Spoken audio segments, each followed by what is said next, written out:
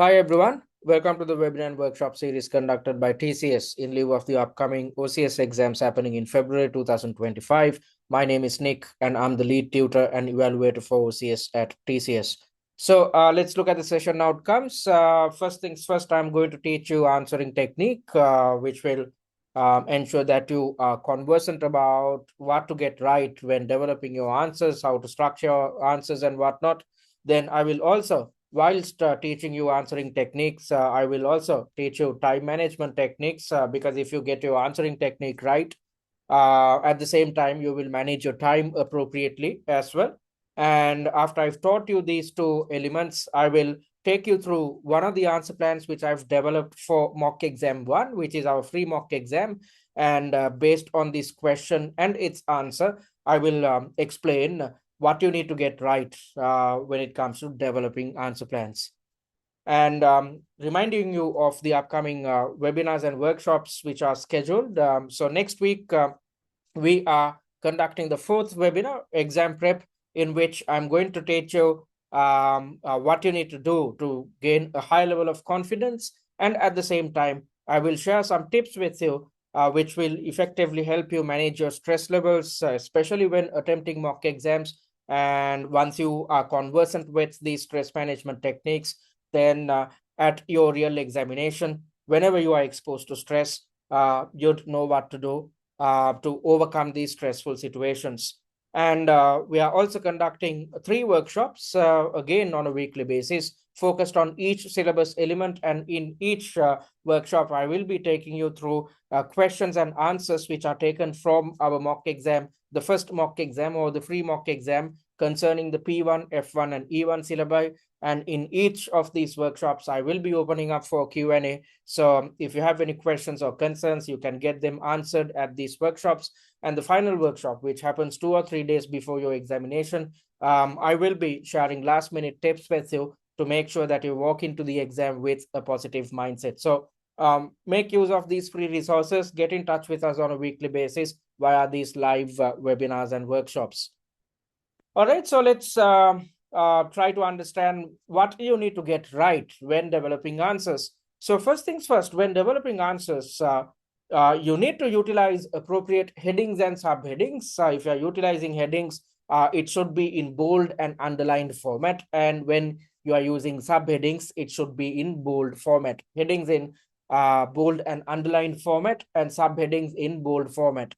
And how many headings should you have within your answer? Well, it depends on the number of subtasks which appear under each section or each task. So if you look at this question, which is taken from our free mock exam or mock exam 1, section number 4, there's a scenario. And on top of that, there are 3 subtasks, as you can see in here.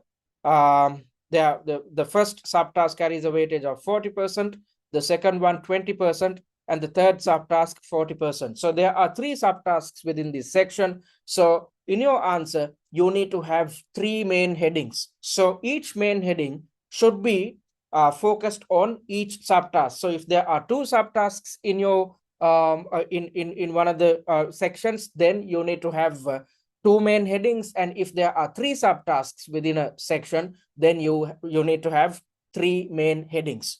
So if there are 2 subtasks, 2 main headings, and if there are 3 subtasks, 3 main headings, and each main heading should be in bold and underlined format. So if you look at the suggested answer, that's exactly what you can see here. This is the main heading, which is in bold and underlined format, which is developed for the first subtask. Then moving on, for the second subtask, I've developed another main heading, which is in bold and underlined format. And for the third and final subtask, I've also developed a main heading, which is again in bold and underlined format. And on top of that, if you feel that even under a certain subtask, you need to further subdivide your answer or fraction out your answer, then you can utilize subheadings. And whenever you are utilizing subheadings, always make sure that they are in bold format so that the marker can easily understand that this is not a separate section. Instead, your subheading is connected to the subtask which you are attempting. So for instance, under the main heading, I've come up with several subheadings to fraction out the answer, and each subheading is in bold format. That's exactly what you can see in here. All right, so that's the first thing which you need to get right. You need to utilize appropriate headings and subheadings. And then when developing answers or providing answers, your final answer should be in paragraph form, and each paragraph should consist of 2 to 4 lined sentences. So what am I talking about? So you are supposed to spend a considerable amount of time to develop something called an answer plan. You will learn what this is and how to develop answer plans in a little while. So let's assume you planned to include 7 main points within a certain subtask. So for the first subtask, you plan to include 7 main points. So for each point, you need to develop a paragraph. And when developing paragraphs, you need to make sure that you do not write the entire answer in one single paragraph. Instead, you need to fraction out the paragraphs. Each paragraph should have 2 to 4 line sentences. And as I mentioned earlier, don't write the entire answer within one single paragraph. Why am I asking you not to do this? Because then when it goes to marking, when your answer script goes to marking, the marker will have to pick and select how many points you have included within your answer. And the marker will have to go through a tough time to figure out how many valid points appear within your answer. So in order to help the answer, because if you help the invigilator or the marker, because if you're in the good books of the marker, then you will gain a lot of marks. And because when you're in the good books of the marker will go through your answer script with a positive mindset. And when he or she is marking your paper with a positive mindset, you will get 1 or 2 additional marks. All right. So in order to be in the good books of the marker, we have to listen to what the examiner is telling us when developing answers. For each valid point, you need to develop a paragraph. So if you have planned to include 7 valid points within a certain subtask, then in your fully fledged answer, you need to have 7 different paragraphs. And in another subtask, if you plan to include 12 valid points, then in your final answer, you need to have 12 paragraphs. So that's exactly what you can see here. When you go through the suggested answers, I've come up with different paragraphs, and per answer point, I've developed a paragraph which consists of 2 to 4 line sentences. That's exactly what you can see throughout this suggested answer. Okay, so that's that. Then with regards to time management, you need to allocate 1/3 of the time for reading and developing the answer plan, and 2/3 of your time should be allocated towards typing your answer or expanding the answer plan. So what are you supposed to do? Utilizing 45 minutes, which is allocated for each subtask. So take the first 5 minutes to read through the scenario, because it will take a bit of time. You need to read through the scenario, and at the same time, you need to go through the reference material. So if your reading speed is not up to standard, start practicing on it. Start reading books, newspapers, and whatnot to get your reading speed up to the required level of standard, or else you won't be able to read through the entire scenario as well as the reference material within 5 minutes. So within 5 minutes, you have to read. Then after you have read and understood what appears within the scenario and the reference material, then you should dedicate your time towards developing something called an answer plan or an answer structure. So this is when you are planning out your answer. This is when you are trying to determine, okay, this is the requirement, and according to the requirement, this is what I'm supposed to include within my answer. This is when you are structuring your answer. So when structuring your answer, you are supposed to allocate 15 to 20 minutes of your time. Ideally, if you can develop the answer plans concerning all the subtasks which appear within a section within 15 minutes, then it's brilliant. Then you'd have enough and more time when it comes to expanding the answer plan. So even if you take 20 minutes, I don't mind it. Within 15 to 20 minutes, you need to develop something called an answer plan. So what does an answer plan look like? So this is the answer plan. So as you can see, this is not the fully fledged answer. Instead, It's a skeleton of the answer which you are intending to develop.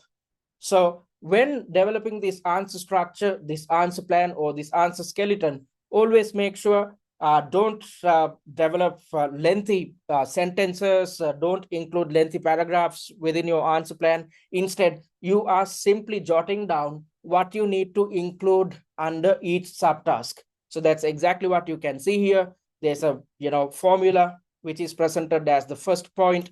Then certain information I've included within this answer plan, and I've kept things simple.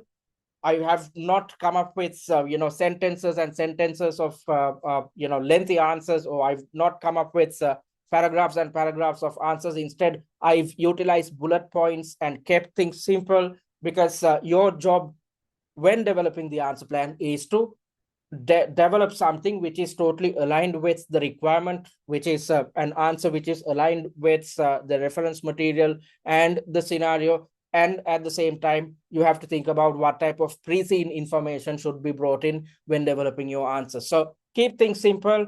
Within 15 to 20 minutes, develop the answer plan. And once you have an answer plan at your disposal, utilizing the remaining time, which is 15 to 20 minutes, you are supposed to expand your answer plan in paragraph form. So when it comes to expanding your answer plan, as I mentioned earlier, per valid point, you need to come up with a paragraph.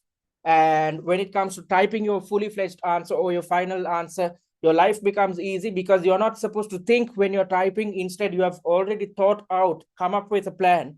You already know what you should include within the answer. So when it comes to expanding the answer plan, it's simply a matter of extending your answer plan. So 5 minutes should be allocated towards reading, 15 minutes should be allocated towards 15 to 20 minutes should be allocated towards developing the answer plan, and the remaining time, which is 15 to 20 minutes, should be allocated towards expanding the answer plan. So if you stick to this type of a methodology, you are not trying to multitask, because it's not too easy to multitask, especially when you are under exam stress, because you have to sit in one place 3 hours at a stretch, and you will be totally fine in the first two sections, because you'd be attempting the first two sections fresh. But from section number 3 onwards, you will be exposed to extreme levels of fatigue, and fatigue leads to stress. So in order to make sure that you are not trying to multitask, especially when you are under stress, it's best to stick to this answering technique. So according to our answering technique, you are simply allocating a certain amount of time for reading. Once you're done with reading, then you are focusing your attention towards planning. And once you're done with planning, you are focusing your attention towards typing. You are not trying to do all these three elements together. Most students, right after reading through the scenario, they start typing the fully fledged answer. I don't want you to do it. Instead, start planning out your answer, because most students, so right after reading through the scenario, when they start typing out their fully fledged answer, halfway through, if they realize that their answer is not aligned with the requirement, they'd have to delete the entire answer and start from scratch. When you do so, you know for a fact that you had wasted time, and you'd keep thinking about this negative element throughout your paper. So because of that, you will come up with rushed answers or half-hearted answers, thereby failing your OCS exam. So don't try to multitask, manage your time properly. In order to do so, allocate 5 minutes to read, then allocate 15 to 20 minutes to develop the answer plan, and then allocate 15 to 20 minutes to expand the answer plan in paragraph form. And the expected typing speed is a minimum of 20 words per minute. If your typing speed is not up to standard, again, you have to practice this. There's a lot of platforms out there which you can utilize to increase or improve your typing speed. Conversely, you can also get hold of a newspaper, then start typing what appears within the newspaper every day for an hour. And this practice will ensure that you significantly improve your typing speed. And when I said that you need to allocate 15 to 20 minutes of your time and develop an answer plan. So when developing the answer plan, you need to understand how many points should appear under each subtask. So how are you supposed to do it? You are supposed to look at the weightages provided under each subtask, and based on these weightages, you are supposed to determine how much marks are allocated for each subtask. So what am I talking about? Let me quickly take you to the mock exam. So as I mentioned earlier, we are in section number 4. So looking at the first subtask, the weightage is 40%. The second subtask carries a weightage of 20%. And the third subtask again carries a weightage of 40%. So these weightages give us an indication about mark allocations. So each subtask carries a total mark allocation of 37.5 marks. So out of 37.5 marks, 40% is allocated towards the first subtask, 20% is allocated towards the second subtask, and 40% to the third subtask. So based on these weightages, you can easily determine the mark allocations. So the mark allocations are depicted as what appears within our answer plan, which we have developed for mock exam 1. As you can see, for the first subtask, the weightage is 40%. So 40% of 37.5 marks come up to 15 marks in total. For the second subtask, the weightage is 20%. So 20% of 37.5 marks come up to 7.5 marks in total. And for the third one, again, since the weightage is 40%, 15 marks are allocated. So in order to gain 15 marks, how many points should you include within your answer plan?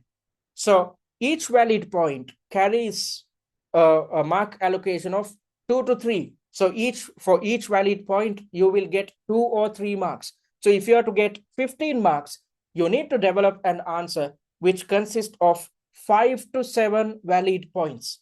So within in your answer plan, which is developed for the first subtask, you need to have 5 to 7 valid points within your answer. Why 5 to 7 valid points? Because as I mentioned earlier, each valid point carries 2 to 3 marks. And for the second one, since the mark allocation is 7.5 marks, you need to have roughly something like 3 to, sorry, I'm not too good at math. So 8 divided by 2 is, something like 4 to 6 valid points, 4 to 5 rather, 4 to 5 valid points should be allocated towards the second subtask. And for the third subtask, again, because the mark allocation is 15, you need to have something like 5 to 7 valid points within your answer. So we are supposed to, you are rather supposed to develop answers which are totally aligned with the weightages provided. So when you do so, you are not developing answers which are too long or too short. Your answers are exactly aligned with the mark allocations, which is aligned with the weightages.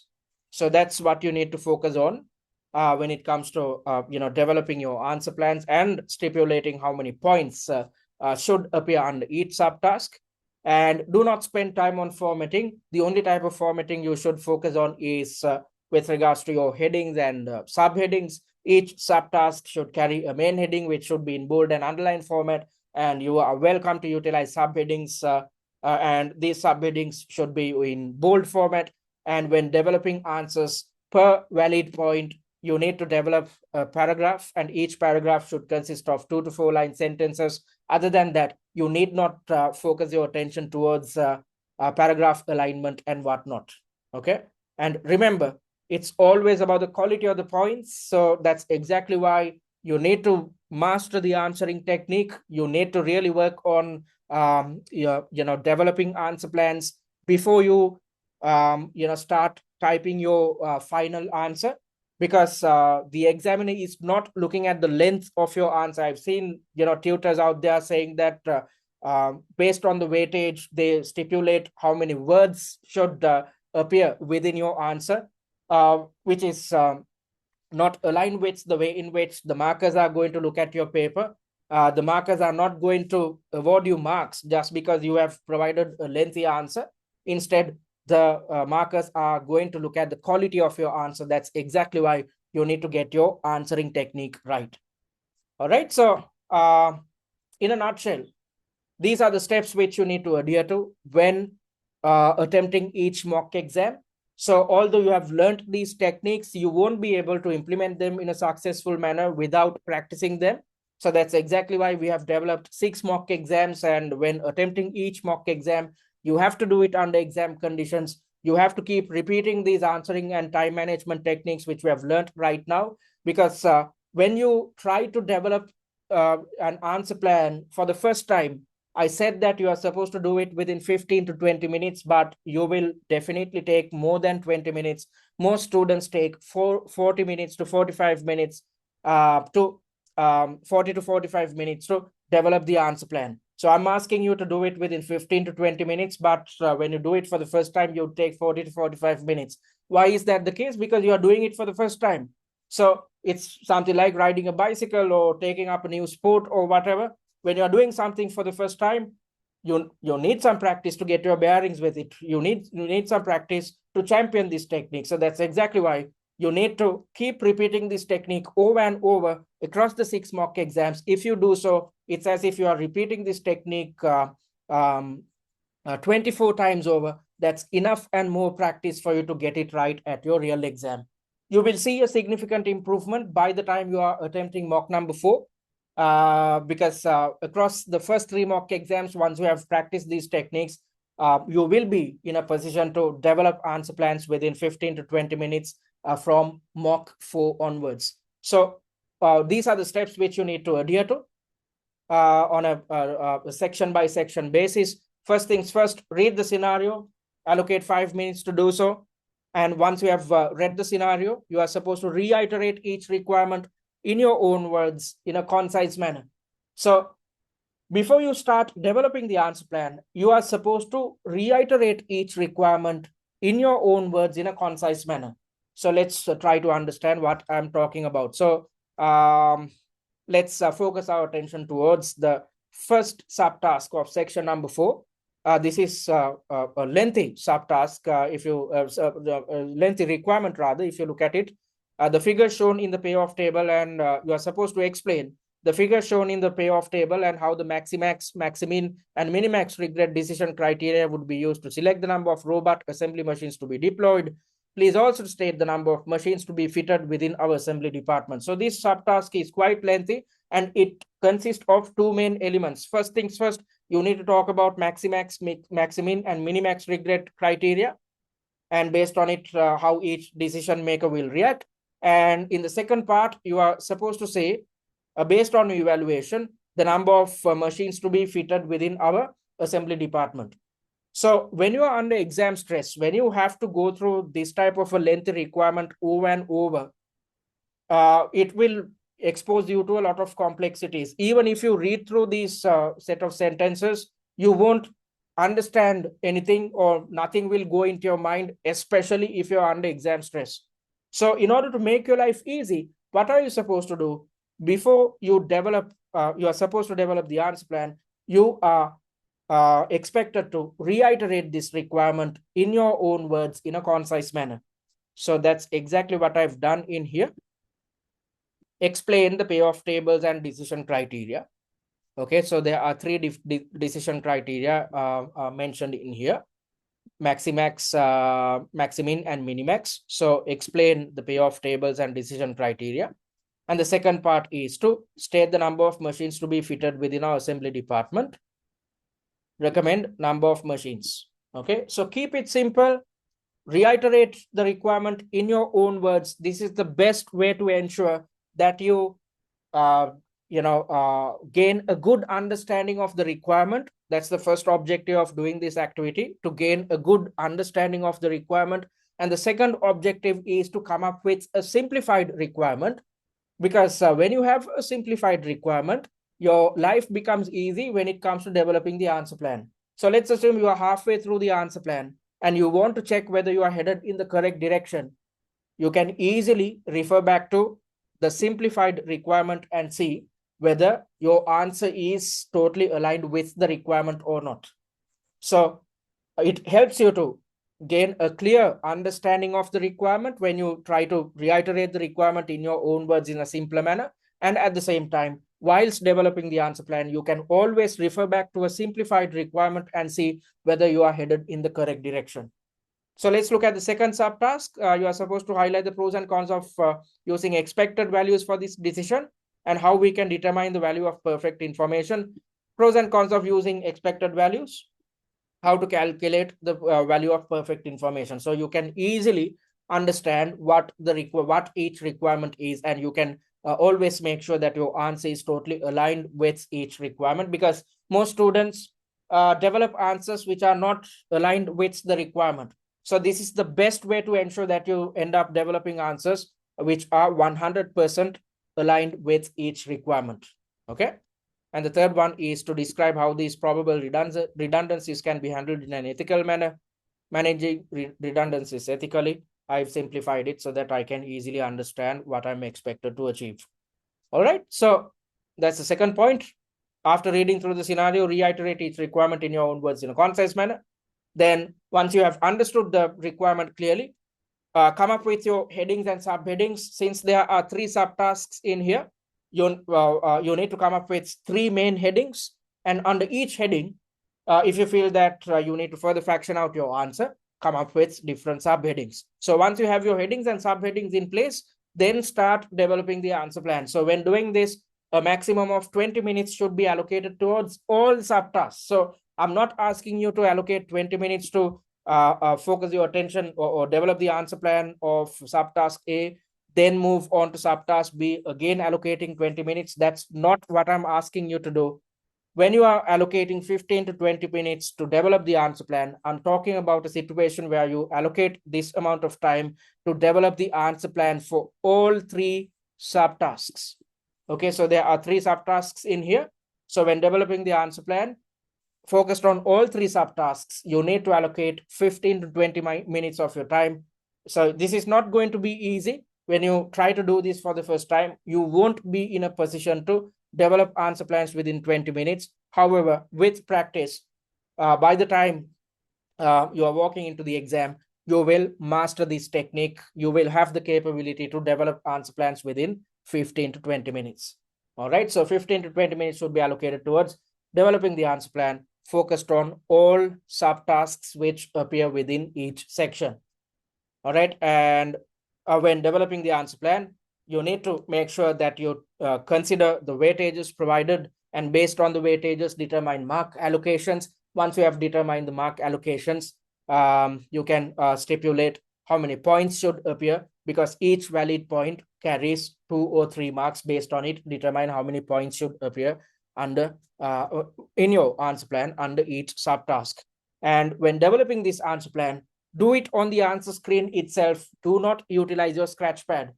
Why am I asking you to do this? Because when you are utilizing a scratch pad, you'd have to shift between 2 different answer screens. You have your general answer screen on which you are supposed to type your answer. And when you utilize a separate screen, you'd have to shift between them. And when you are under stress, rather than being exposed to these type of unnecessary complexities, it's best that you focus your attention towards developing answer plans, focus your attention towards increasing the efficiency when it comes to developing your answer plan. So develop the answer plan on the answer screen itself, because when you do so, as I mentioned earlier, you are avoiding unnecessary complexities, and at the same time, you are taking steps to make sure that all points which are included within your answer plan appear within your final answer. So let's assume you plan to include 7 valid points within a certain subtask within your answer plan, and you develop your answer plan within your scratch pad. So once you have developed the answer plan on the scratch pad, you'd have to keep shifting between the scratch pad and the answer screen when typing out your fully fledged answer. So when trying to do so, although you have planned to include 7 valid points, since you are under exam stress, in your extended answer, you only have 6 valid points. You have come up with 7 valid points within your answer plan, but in your extended answer or your final answer, you have just 6 valid points. Why is this the case? Because you are under exam stress. You might miss out on certain points which appear within your answer plan, which you have developed on the scratch pad. So Rather than doing so, if you develop your answer plan within the answer screen itself, then you won't miss out on any of the points. If you plan to have 7 valid points, and if it appears within your answer plan, in your fully fledged answer, you will have 7 paragraphs as well. Okay, so when it comes to developing the answer plan, don't utilize your scratch pad. Instead, do it on the answer screen. And once you have an answer structure, once you have an answer plan at your disposal, you know what to include within your answer. Then when it comes to expanding your answer plan, you can take 15 to 20 minutes of your time. I've done a blunder here. I've mentioned this as 25 minutes. No, it should be 15 to 20 minutes. A maximum of 20 minutes should be allocated towards expanding the answer plan. So when expanding the answer plan, develop a paragraph per answer point. So within your answer plan, if there are 7 valid points, then in your final answer, you need to have 7 paragraphs. Okay, so these are the steps. Read the scenario by allocating 5 minutes of your time. Then to gain a good understanding of the requirement, reiterate each requirement in your own words in a concise manner. Once you have done so, focus your attention towards your headings and subheadings. And once you're done with the headings and subheadings, start developing the answer plan. When you do so, focus on all subtasks and develop the answer plans. And you should allocate 20 minutes of your time, develop the answer plan on the answer screen itself. And I taught you how to determine mark allocations based on the weightages provided. And once you have an answer plan at your disposal, utilizing your remaining time, which is 15 to 20 minutes of your time, simply expand the answer plan in paragraph form. So these are the steps which you need to keep repeating when attempting each mock exam. So once you are done with one mock exam, you will repeat this technique 4 times. And when you move on to the second mock exam, again, there are 4 tasks. So, you'll be repeating these techniques over and over. And by the time you are done with the 6 mock exams, it's as if you have, practiced this technique 24 times over. And once you have practiced this technique 24 times over, then you'd gain a good understanding of how to develop answer plans within 15 minutes and what you need to get right when it comes to expanding your answer plan. Okay. So before I teach you how to implement these techniques in a practical sense, let me quickly remind you what we offer at TCS. So I'm on the OCS page. If you're yet to check our free content, click on this button and create a free user account.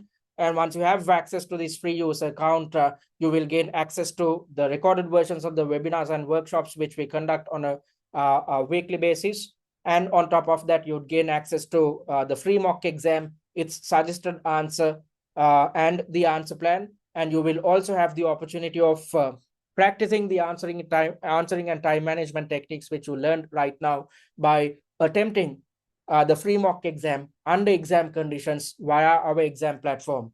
So once you have created a free user account, this button, the login button, will read as Access Dashboard.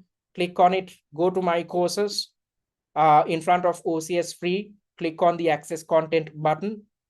Then under Videos, you'd see the recorded versions of the webinars and workshops. And the study material, you'd gain access to the pre-seen mind map. I shared this pre-seen mind map last week via the WhatsApp group. And you'd also gain access to the answer plan of the free mock exam. You'd also gain access to the free mock exam, its question and its answers.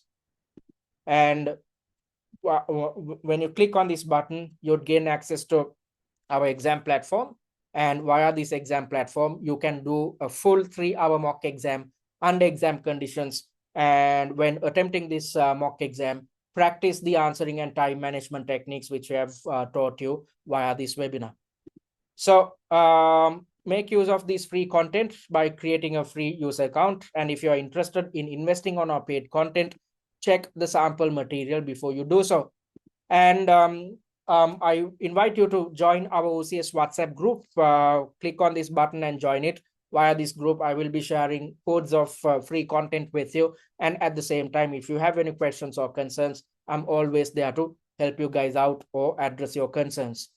And talking about what we offer 2 main packages, the value pack and the premium pack. The value pack is designed for those who had completed their OTQs. So since you have already learned your theory and championed your theory, you simply need to work on your application skills when it comes to the OCS exam. So focused on these type of students, we have developed the value pack. So under the value pack, you have access to the recordings of all webinars and workshops, the 6 mock exams with suggested answers. So on top of the free mock exam, you will gain access to 5 additional mock exams. So we have made sure to cover all syllabus elements which appear within your P1, F1, and E1 syllabi when developing these 6 mock exams. You will also gain access to pre-scene analysis videos. Once you have watched these pre-scene analysis videos, you will gain an in-depth understanding of the entire pre-scene.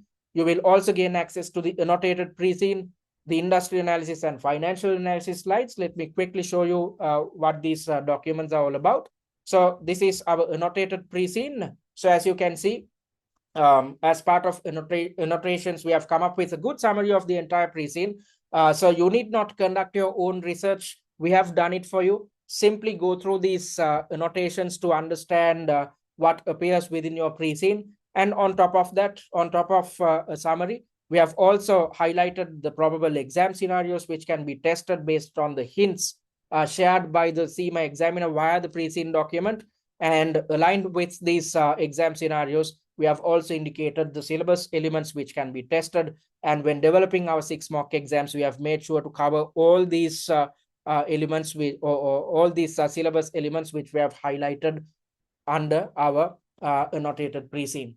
All right. So once you have access to the annotated pre-scene, your life becomes easy because you simply need to read through this document to gain an understanding of what appears within your pre-scene document, and at the same time gain an understanding of probable scenarios which can be thrown at you at your real exam and syllabus elements which can be tested. And our industry analysis slides consist of 4 main parts. I conducted an industry analysis in the previous webinar, which was conducted last week. So I took you through certain parts of this document. So this is divided into 4 main parts. In the first part, we have defined the industry. And in the second part, we have explained about the competitive landscape. And in the third, we have highlighted industry trends. Mind you, based on the competitive landscape and industry trends, scenarios will be thrown at you at your real exam. And at the very end, concerning 2 real-life companies, we have provided examples so that you gain a better understanding of how real-life companies operate within this industry.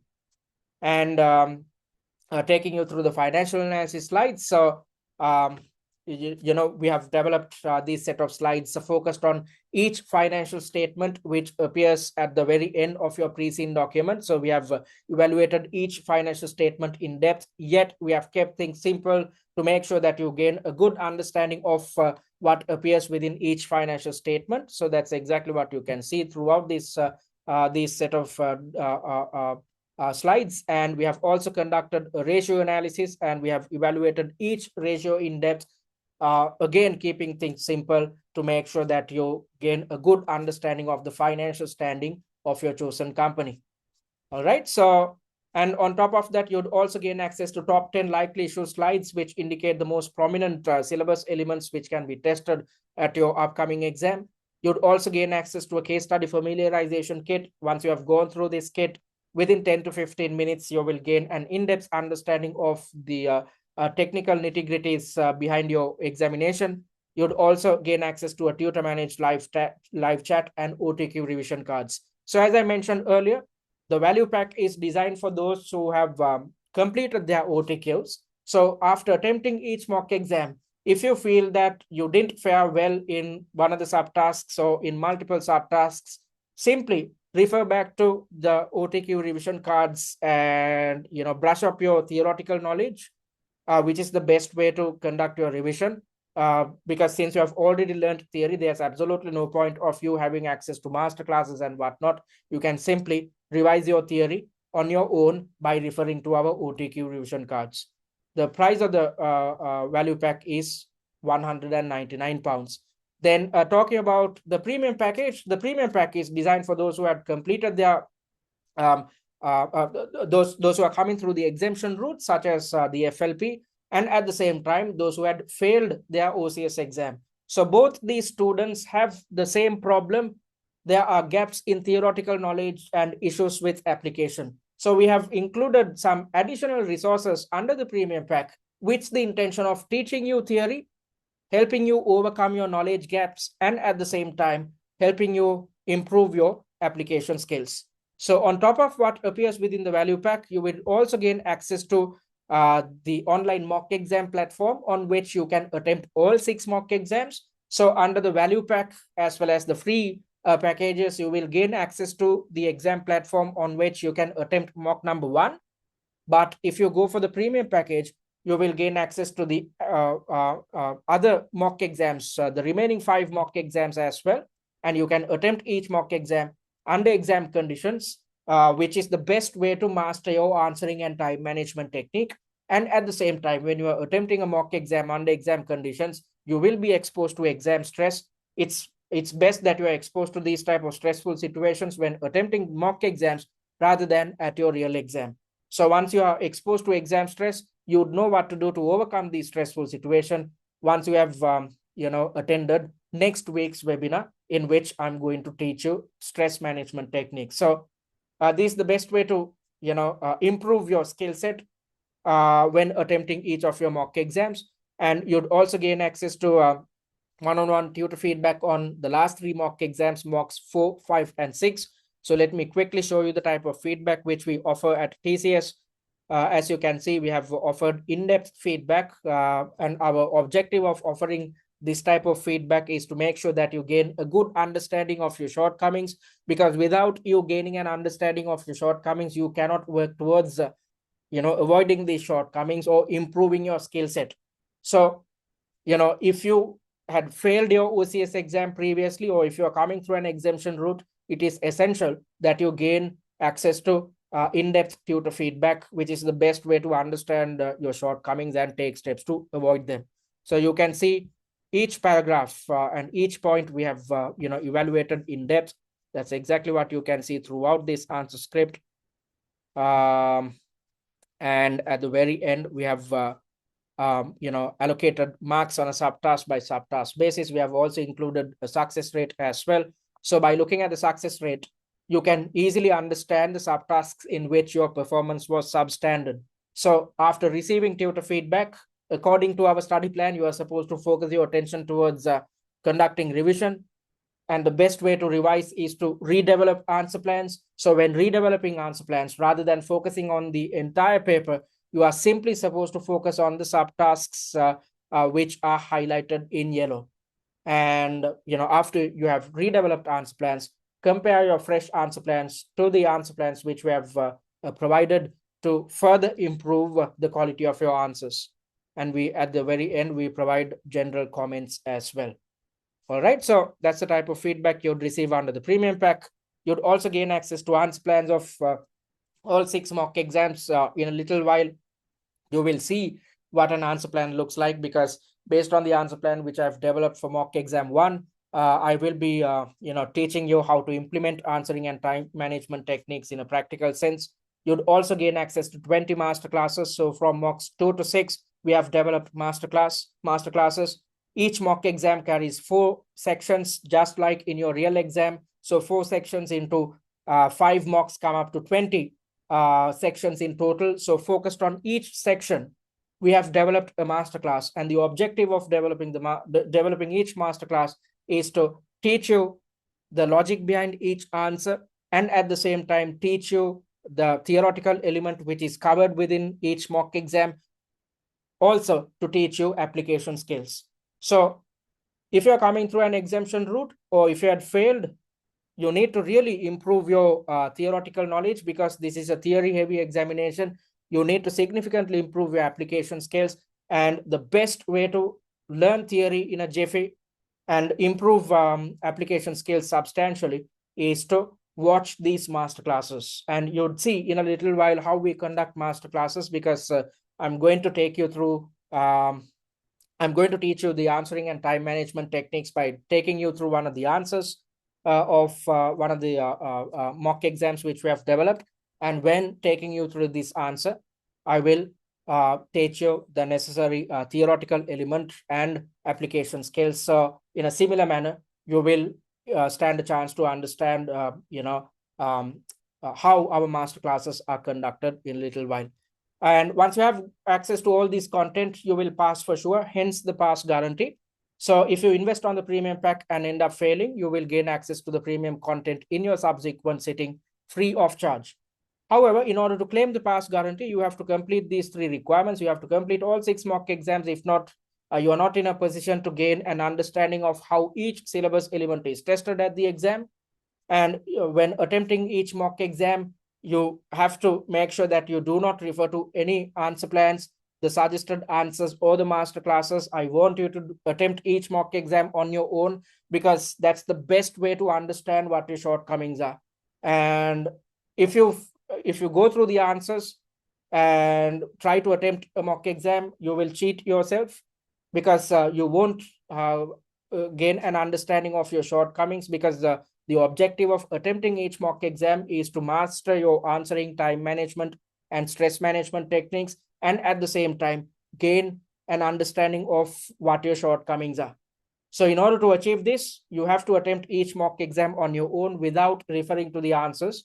Then you have to meet the performance criteria of 40% or higher for the last 3 mock exams, because we intend you to do a serious job when attempting the last 3 mock exams, especially given the fact that you are receiving tutor feedback for the last 3 mock exams.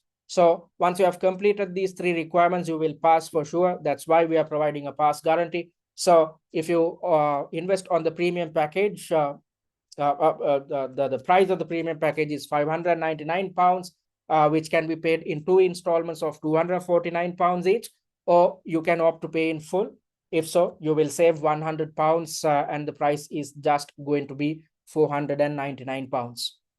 And let me quickly take you through the study plan for this week, which can be accessed via our website itself. So we are in week number 3. This is the most hectic week, to be precise. So within this week, you are supposed to allocate 12 hours of study time. So in all the other weeks, you are supposed to allocate roughly 9 hours of study time, 9 hours or less. However, in week number 3, you are supposed to allocate 12 hours of study time. Why 12 hours? Because within this week, you are supposed to attempt 2 mock exams. So after attending today's webinar, after you have learned your answering and time management techniques, you are supposed to attempt mock number 1 via the exam platform. And when you are practicing or implementing these answering and time management techniques for the first time, you will definitely run out of time. You will come up with half-hearted answers. You will be exposed to exam stress. That's why we want you to attempt mock number 1. We want you guys to be exposed to these issues. Then you will know what you need to do when it comes to conducting your preparations in the upcoming weeks. So once you are done with the mock number 1, you are supposed to focus your attention towards mock number 2 within this week itself. So attempt mock number 2 via our exam platform. Then in order to learn theory and improve application, watch the 4 master classes. Once you have done so, focus your attention towards revision. You are supposed to redevelop the answer plan of mock number 2 on your own. Once you have redeveloped the answer plan, that's when you are testing your knowledge, because you have already learned how to structure your answer. You have already learned the theory and application once you have watched the master classes. When you are redeveloping answer plans, you are trying to see whether you have learned something by watching the master class. You are testing your knowledge, and once you have redeveloped these fresh answer plans, compare them to the answer plans provided by TCS to further improve your understanding, to further gain an understanding of what your shortcomings are and what you need to do to overcome these shortcomings. So within this week, you need to attempt 2 mock exams. But next week onwards, it's simply a matter of attempting 1 single mock exam per week. So if you're yet to start your preparations, start right now, because if you wait until the last moment, you will have time to attempt the 6 mock exams, but you won't have time to conduct your revision. So conducting revision focused on each mock exam is essential. That's exactly why you need to start right now. And I hope by now you would have already watched the master classes, the pre-scene analysis videos, because the previous week was dedicated towards understanding your pre-scene. All right, so that's what you are expected to achieve within this week. Okay, so let's try to understand how to develop answer plans in a practical sense. So before we move on to this element, let me quickly explain how the exam platform works. And when attempting each mock exam, be mindful of about these technicalities behind your exam platform. So at TCS, we have developed an exam platform which is akin to the Pearson VUE system, on which you will attempt your real examination. So once you start your mock exam, you'd see a page like this, which gives you an indication of how many sections are there and the number of subtasks and whatnot. So all this information will appear. And once you click on begin, you cannot go back. You cannot pause your examination, because at your real exam, once you start your exam, you cannot pause it. So once you click on begin, you'd be directed to the first section. So as you can see, the section number appears and there will be a timer. This is a screenshot taken from the SCS exams. That's why the timer reads as 1 hour or 59 minutes and 52 seconds. However, at your exam, your time allocation is just 45 minutes per task. So that there will be a timer which runs out. And in here, you'd see the section number. There are 3 sections, out of which we are in section number 1. And there are 4 different buttons. There's a calculator button. If you want to do up some calculations, you can do so. And there's a scratch pad. If you want to, whilst going through this scenario, reading through this scenario, if you want to jot down something, you can do so on the scratch pad. Once you click on it, it will appear onto the right side of your screen. And you'd also gain access to the reference material by clicking on this button, and you have access to the pre-seen document as well. Okay. So once you have read through the scenario, once you click on next, you'd be directed to your answer screen. So again, as you can see, on the answer screen, you'd gain access to 4 buttons, the same 4 buttons: the calculator, scratch pad, reference material, and pre-seen. So because you have access to all these buttons, the same set of buttons, you need not always go back to the previous page when developing your answer, because all this information can be accessed on your answer screen itself. So once you're on the answer screen, you'd have access to the same 4 buttons, and you'd have a previous button. Once you click on previous, you'd be directed to the scenario. And once you click on submit answer, you'd be directed to section number 2. And once you're in section number 2, you cannot come back to section number 1. So that's what you need to be mindful of. And once you click on reference material, the relevant reference material will appear to the left side of your screen. And that's exactly why I said, rather than developing the fully fledged answer in paragraph form, simply focus your attention towards developing the answer plan. The answer plan is a simplified version of your entire answer, or a skeleton of your entire answer. So you won't have lengthy sentences. So you can easily develop the answer plan on the answer screen itself, whilst having access to reference material on the same page. All right, so you'd gain access to different types of reference material. And once you click on the pre-seen button, you have access to your pre-seen document. And on top of that, you have access to the requirement as well. So you need not, once you're on the answer screen, you need not always go back to the scenario to read out what appears within the question, what appears within the scenario. Instead, when you are on the answer screen, you have access to the reference material, you have access to the pre-seen document, you have access to your requirement or your scenario. So you need not always go back to the previous page. When you are on the answer screen, you have access to all necessary information in one single place. So it makes your life easy when it comes to developing the answer plan, because once you click on either of these buttons, either the reference material, the pre-seen, or the requirement will appear onto the right side of your answer screen. And once you have developed the answer plan in here, then when it comes to expanding the answer plan, close all these windows and start expanding your answer plan in paragraph form.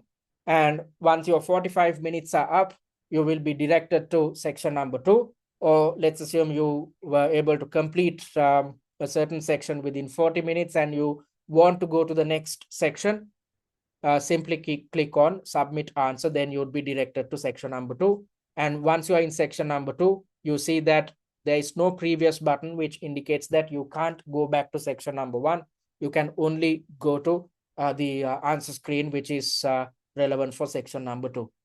So that's how the exam platform works. And you'd gain a better understanding by attempting the first mock via our exam platform. And if you have invested on the premium pack, you'd also gain access to all 6, the exam platform, which is applicable to all 6 mock exams. All right, so let's move on to the mock exam discussion. So I'm going to direct your attention towards section number 4, which appears within our first mock exam, which is again our free mock exam. Okay, so all right. Okay, so give me a second, please. Yeah, all right. So we are trying to see how to implement answering and time management techniques in a successful manner. Okay, so we are in section number 4. The time allocation is 45 minutes. Today is the 10th of February 2025. You arrive at work and open the following email from the finance manager. Okay, so you are receiving an email from Leo Lane, your boss, and the subject goes as automation and redundancies. So let's try to understand what appears within this scenario. It was recently highlighted that Rucksack, a leading competitor, has transitioned to fully automated assembly processes with robotics, enhancing their market competitiveness through cost efficiencies and lowered manual labor. The shift has allowed them to offer reduced prices, driving an increase in consumer demand. So one of our competitors, Rucksack, has gone for automation. So because of that, their production costs have decreased. They are not relying on labor too much. So because of that, the costs had come down, and these benefits of cost reductions, they have passed it down to their end consumers. So because of that, the prices had dropped, and this had led to an increased level of demand. In response, BackOffice's SMT has engaged with the same supplier that equipped Rucksack with the robotic technology. Preliminary testing on the EDC small model indicates a potential 23% reduction in production costs. So if we implement this type of automation, this type of robotic technology, we are in a position to reduce our production costs by 23%, focused on our EDC small range, which is equivalent to savings of H dollars, roughly H dollars 18 per backpack. Okay, so we are in a position to significantly reduce our production costs if we pursue this type of automation. As a result, the SMT is initiating a pilot project to integrate robotic assembly machines focused on the EDC small range. This is a conservative approach aiming to avoid disruption to the current operations and mitigate financial risks. So we do not want to totally revamp our manufacturing process. Instead, the SMT intends to do it in a conservative manner. So they are going to, go for a phased approach. They are going to implement this type of automation in one single product, one single manufacturing unit.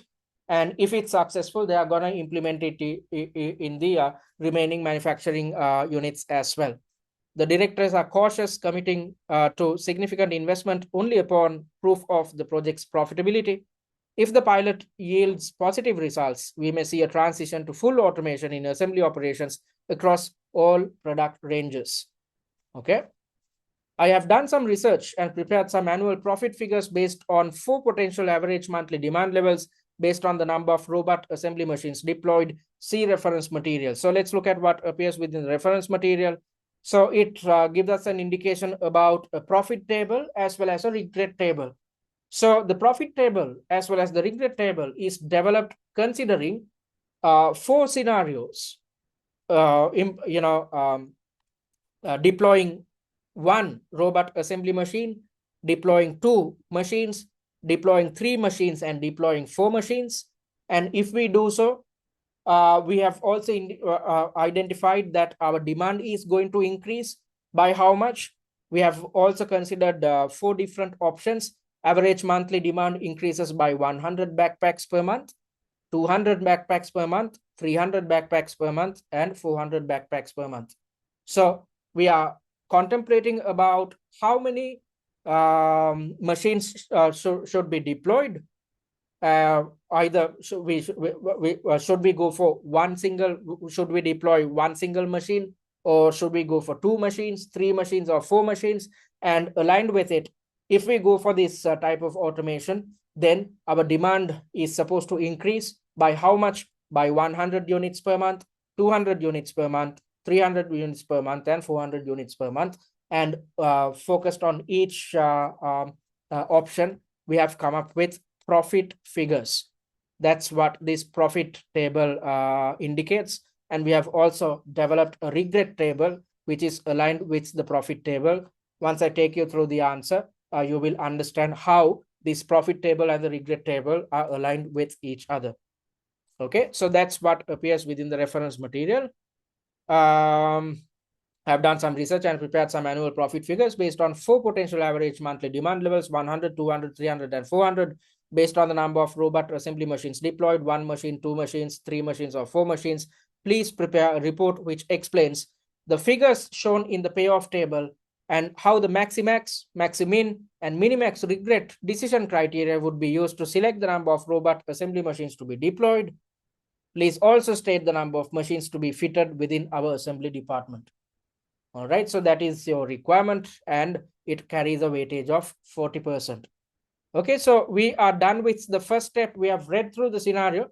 I didn't read through the entire scenario because I'm simply directing your attention towards subtask 1 within this session.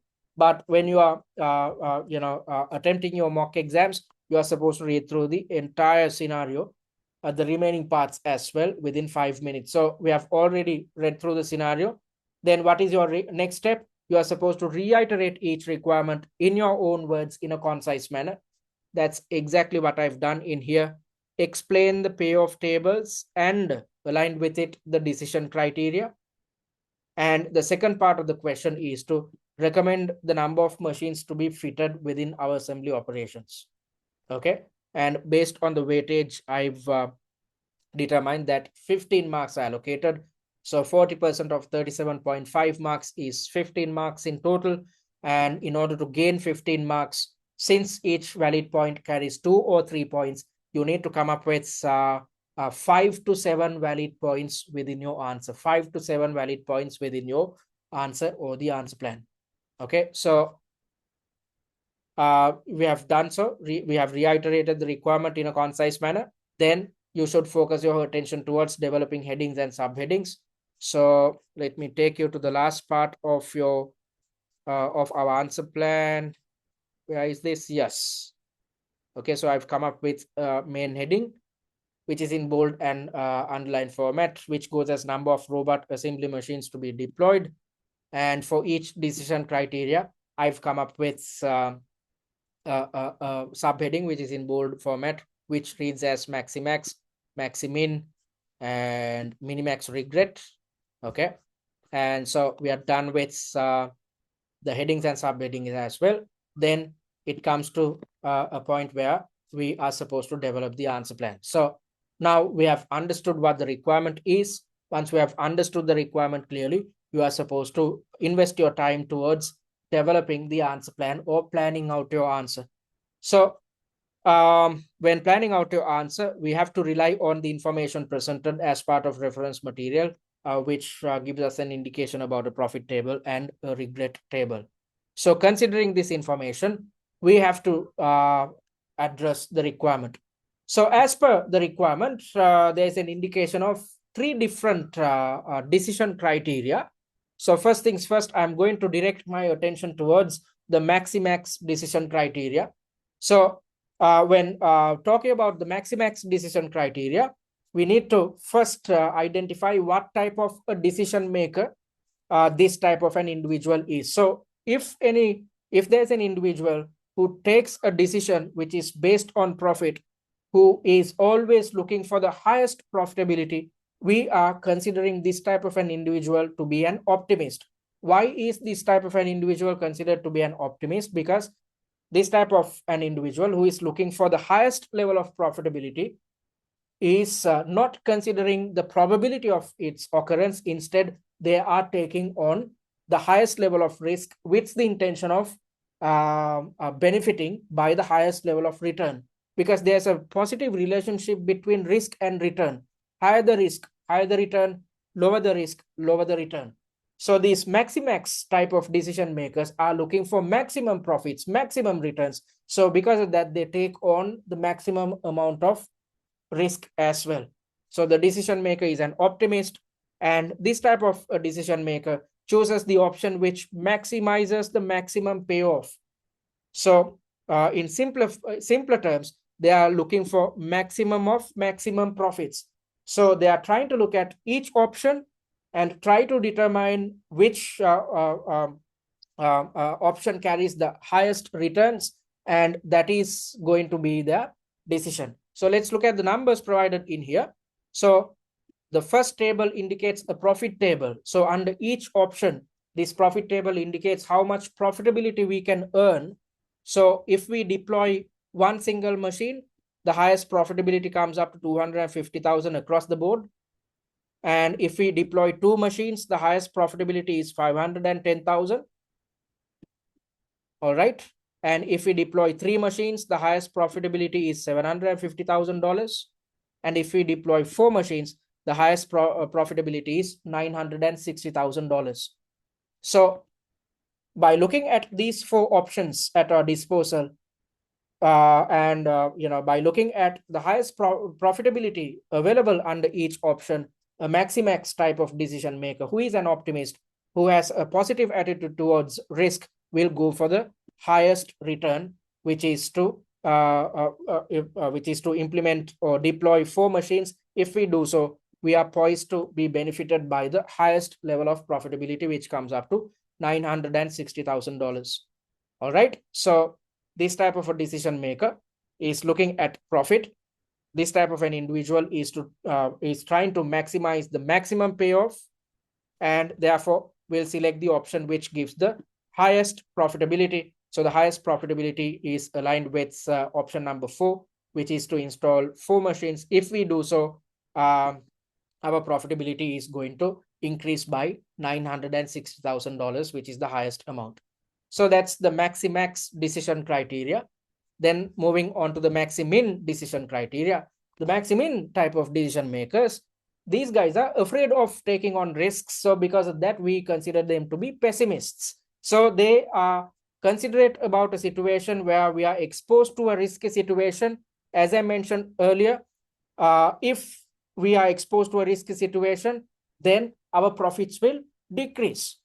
So these type of individuals are afraid to take on a lot of risks. So I said that the maximax guys are optimists. They are not thinking about the risk. Instead, they are only going for the highest return. Aligned with the highest return, they are exposed to the highest level of risk. So they are not afraid of taking on risks. However, maximin type of decision makers are afraid to take on a lot of risks. So because of that, we call them pessimists. And these type of individuals will choose the option which maximizes the minimum payoff. Hence the term maximin. Maximizes the minimum payoff, maximin. Okay. And these individuals, again, base their decision looking at profitability. So just like maximax decision makers, maximin decision makers look at profitability before finalizing their decision. And although the maximax individuals will look at the highest profitability, maximin decision makers will select the option providing the highest of the lowest profits under each option. So under each option, they will consider the lowest profit, and out of these lowest profitabilities, they will select the highest one. Okay. So simply put, they are selecting the maximum of minimum profits. So they will consider the minimum profits under each option, deploying 1 machine, 2 machines, 3 machines, and 4 machines. Under each option, they will consider the minimum profits available. And out of these minimum profitabilities, they will go for the highest one. So let's try to figure out the lowest profitabilities under each option. So if we deploy 1 machine, the lowest and highest profitability is $250,000. If we deploy 2 machines, the lowest profitability is $120,000. If we deploy 3 machines, we are exposed to a loss of $30,000. And if we deploy 4 machines, out of these 4 options, we are exposed to a loss of $210,000. So these are the lowest profitabilities under each option. So that's exactly what appears within my answer as well.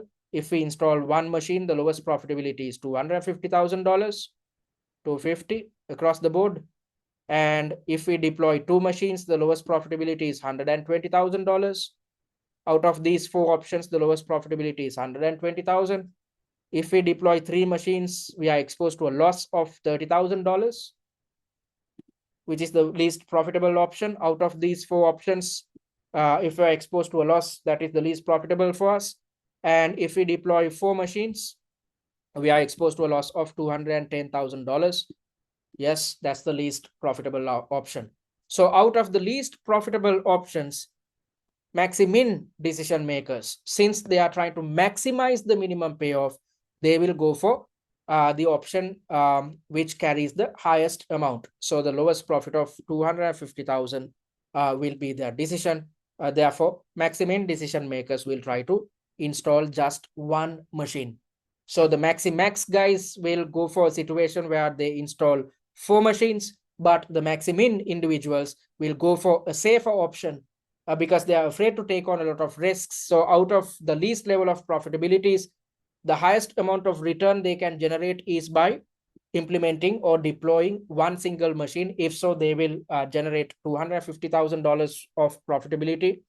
This is better than getting just $120,000 of profits, or being exposed to a loss of $30,000 or $210,000. So out of the least profitable figures, the most beneficial one is to deploy 1 single machine, which gives us the highest profit. So they are looking for the maximum, they are looking for the minimum payoffs of each option and going for the maximum, hence the term maximin. All right, so then let's direct our attention towards minimax regret criteria. So minimax in minimax regret criteria, these type of decision makers are always looking at the opportunity cost or the next best alternative foregone before they finalize their decision. So they are not going to direct their attention towards the profit table solely. Instead, they will direct their attention towards something called the regret table as well. And when developing this regret table, focused on each option, they consider the opportunity cost or the next best alternative foregone. So these individuals do not want to lose, hence we call them bad losers. So these type of decision makers are considered as bad losers, and since they are since they do not want to lose out, they always consider the opportunity cost of selecting the wrong decision. Okay, and let's try to understand how this regret table is developed. So when developing the regret table, what you do is you have to consider each demand level. So let's simply direct our attention towards a demand level, which is 100. So if we deploy 1, 2, 3, or 4 machines, the demand for our EDC bags will increase by 100 units per month. So let's simply focus our attention towards this demand level. Then let's move on to the other demand levels. So if we implement or deploy these machines, our demand for EDC small units will increase by 100 units per month. So when doing so, we are exposed to 4 different options: deploying 1 single machine, deploying 2 machines, 3 machines, and 4 machines. So out of these 4 options, which gives us the highest amount of profitability? Option number 1, which generates a profit of $250,000. So $250,000 against $120,000, a loss of $30,000 and a loss of $210,000. The best profitability is a situation where we deploy 1 single machine. Because of that, the demand increases by 100 units per month. Because of that, we are exposed to a profitability, the highest profitability of $250,000. So against this highest profitable figure, they will consider the other remaining options. So the opportunity cost for the first deploying one single machine is 0. Why is this the case? Because this is the best outcome, and if this materializes, we are not losing out any money. However, if we implement 2 machines, 3 machines, or 4 machines, we are exposed to either losses or a lower level of profitability. So there's an opportunity cost. So the opportunity cost for deploying one single machine is just 0, because we are not losing out on anything. So there's absolutely no regret. However, let's assume we install or implement 2 machines. If we implement 2 machines, what happens? Rather than generating $250,000, we end up generating only $120,000. So we are losing out on $130,000. How did I arrive at this figure? That is 250,000 minus 120,000, which comes up to a regret of $130,000. So if we implemented one single machine, we could have generated $250,000. However, we went on and implemented 2 machines.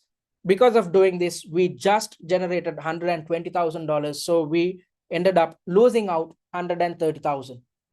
So rather than losing out $130,000, we could have made $250,000, but that is our regret if we deploy 2 machines.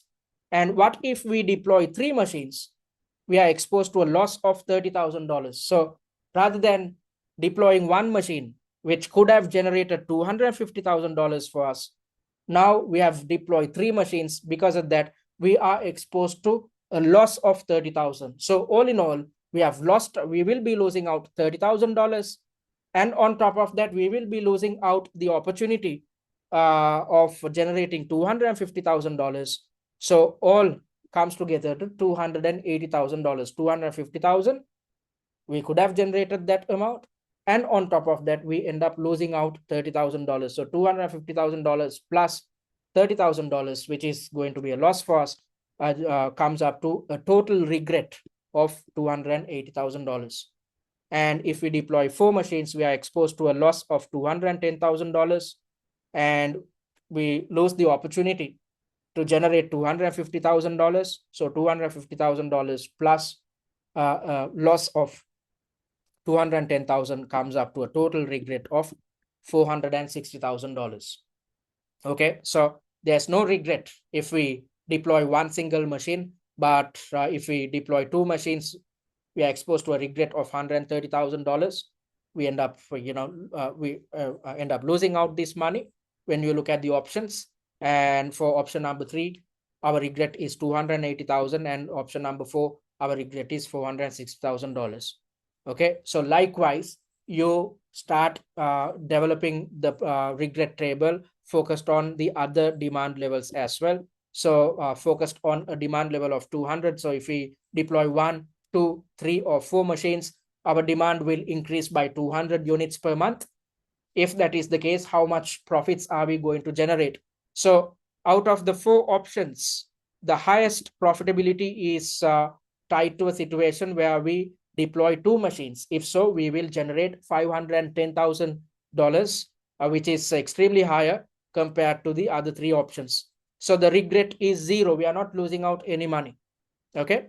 And compared to this highest amount, we try to determine, just like what we did previously, we try to determine how much of a regret is there, focused on the remaining 3 options. So 510,000 minus 250,000 is 260,000. So rather than deploying 2 machines, which would have generated a profit of $510,000, if we only focus our attention towards deploying 1 machine, we are only generating $250,000. So it's as if we are losing out on $260,000, which we could have earned if we deployed 2 machines. So the regret is 260,000. And looking at us deploying 3 machines, rather than having the opportunity of generating $510,000 by deploying 2 machines, since we have deployed 3 machines, we are only generating 360,000. So we are losing out on 150,000, which is 510,000 minus 360,000, which comes up to 150,000. So we could have generated this additional 150,000 if we implemented 2 machines. However, since we implemented 3, we lose out on 150,000, which is our regret. So likewise, we focus on each and every option at our disposal, and based on it, we develop the regret table. So for a demand level, which is 300, an increase of 300, the highest profitability is $750,000 against the other options, which carries zero regret. And for a demand level of 400 units, the highest profitability is $960,000, which indicates zero regret. All right. So based on these principles, we are supposed to develop, these guys have developed this regret table. All right. So as I mentioned earlier, I've included how these numbers are calculated in your answer. Your job is to show to the examiner that you know how these calculations are done. So you need not calculate all these numbers and show to the examiner. Instead, simply focus your attention towards one single number or one single option and explain your situation, explain how to do it. Then the examiner will know, okay, you know what payoff and regret tables are. So installing one machine and the demand is 100 additional small EDCs sold monthly. If so, the highest return is $250,000 out of these four options. Because of that, it carries no regret. The regret is $0. And on the other hand, if we install two machines and the demand is 100 additional small EDCs sold monthly, the highest return is $120,000. So we could have generated 250, but we only will generate $120,000. So this exposes us to a regret of $130,000. How did we compute it? It's $250,000 minus $120,000. So that's how you work out the regret. Other than that, you need not talk about the remaining elements, because once you have included these 2 points, the examiner knows that you know how to calculate the regret tables. And the decision maker, let's try to understand what type of a decision this type of a decision maker will arrive at. A decision maker tries to minimize the maximum regret, hence the name minimax, minimize the maximum regret. So these guys will consider the maximum regret under each option. So let's try to understand the maximum regrets by looking at the regret table. So if we implement one single machine, what is the maximum regret? Or what is the highest amount which we'd end up losing out? $710,000. If we deploy two machines, what's the highest regret? $450,000. If we deploy three machines, what's the highest regret? $280,000. And if we deploy four machines, what's the highest regret? $460,000. So they will jot down these highest regrets under each option. So for option number 1, if we install one machine, the highest regret is $710,000. That's the most amount of money which we'd end up losing if we go for this option. Option 2, the highest regret is $450,000. That's exactly what you can see here. Option 3, the highest regret is $280,000. And if we deploy four machines, the highest regret is $460,000. That's exactly what you can see here. So these decision makers will try to minimize the maximum regret. They are trying to minimize their regret as much as possible. Why? Because they are considered to be bad losers. They don't want to lose. So the least amount of regret is aligned with deploying three machines, because if we deploy three machines, we are exposed to a regret which is the least out of the remaining options. So it's better to lose out $280,000 than to lose out $710,000, $450,000, or $460,000. So that's the logic behind this decision criteria. So these individuals will opt for a situation where they'd install three machines. So the Maximax guys will not look at the regret table. They will simply direct their attention towards the highest level of profitability. They won't think about the risk.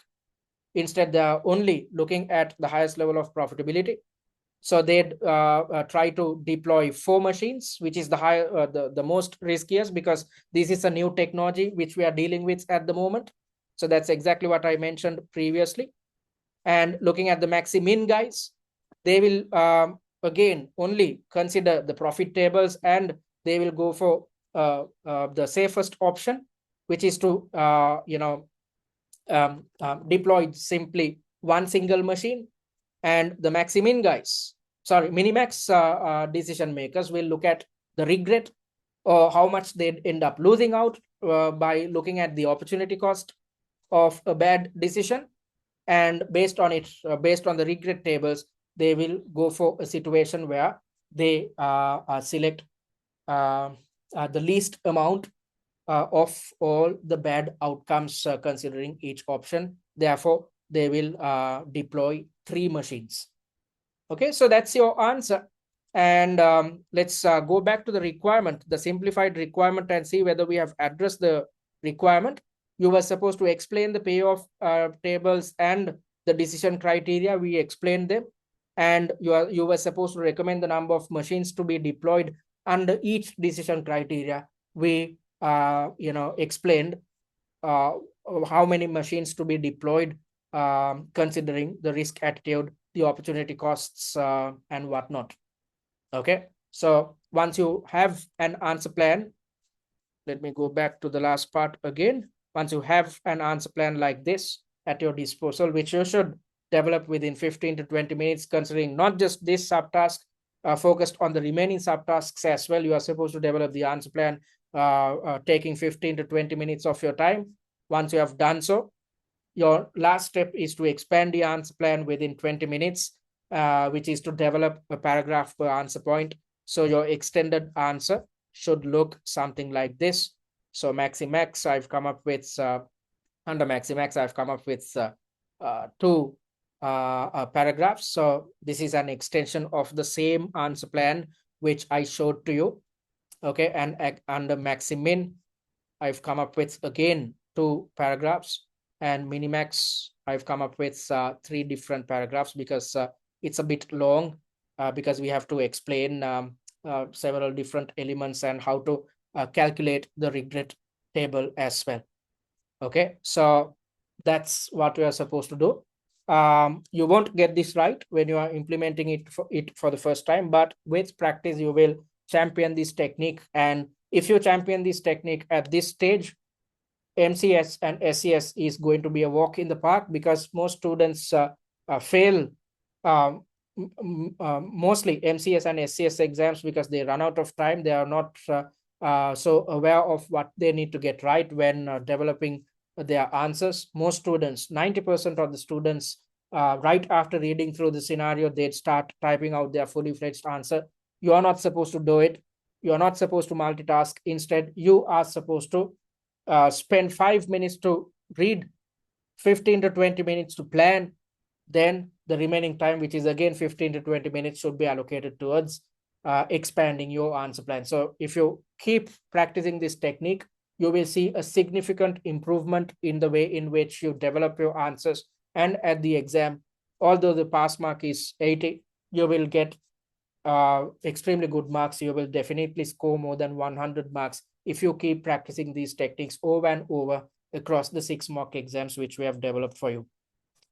All right, so that's that. Having said that, I invite you guys to practice the answering technique which you learned right now by attempting the free mock exam on TCS's exam platform. And if you have invested on the premium package, you have access to all 6 mocks via the exam platform, and you'd see a similar exam platform at your real exam as well. Okay, so we are excited to say that we achieved a 96% pass rate for the August OCS sittings.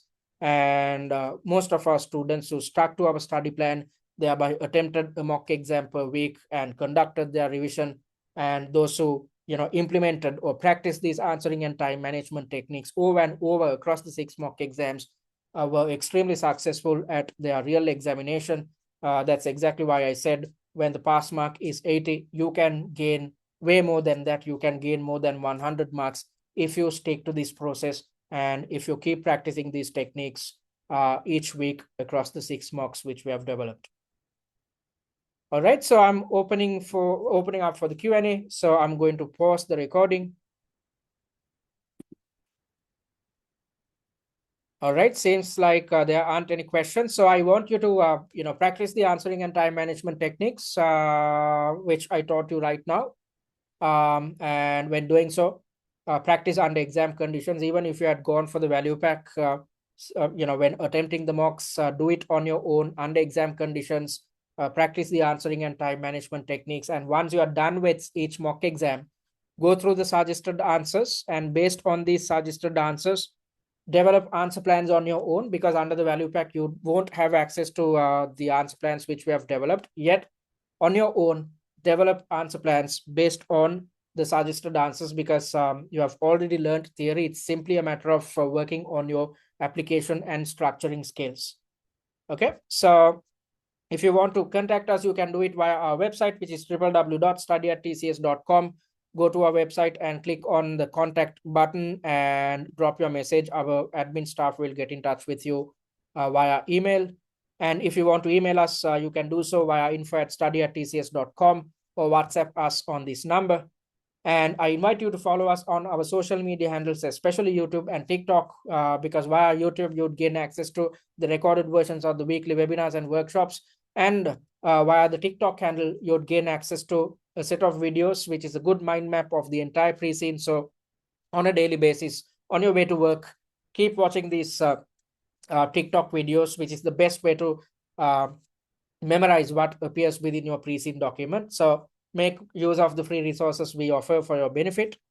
And having said that, it brings us to the end of today's webinar. I hope you gained a good understanding of how to develop answers and how to manage your time, and keep practicing these techniques in order to champion them. If so, you will be extremely successful at your real exam. You will never run out of time. You will develop well-structured answers which are totally aligned with each requirement. You will know how to bring in theoretical knowledge, what type of pre-scene information should be brought in, thereby significantly improving your application skills. And after attempting each mock exam, you are supposed to redevelop answer plans. That is when you are supposed to conduct revision. So when you are redeveloping answer plans, test your knowledge, try to understand whether you are in a position to do a better job than what you did when attempting the mock exam. And once you have redeveloped answer plans, compare your fresh answer plans to TCS's answer plans to further improve your understanding of what you need to get right when conducting your preparations. And if you keep doing this across the upcoming weeks, you will be extremely successful at your exam. So keep moving forward. If you face any issues or if you need any help, please get in touch with us via the WhatsApp group. We are always there to help you guys out. So thank you very much for joining. I expect to see you next week at our 4th webinar, in which I'm going to teach you stress management techniques. Thank you and take care.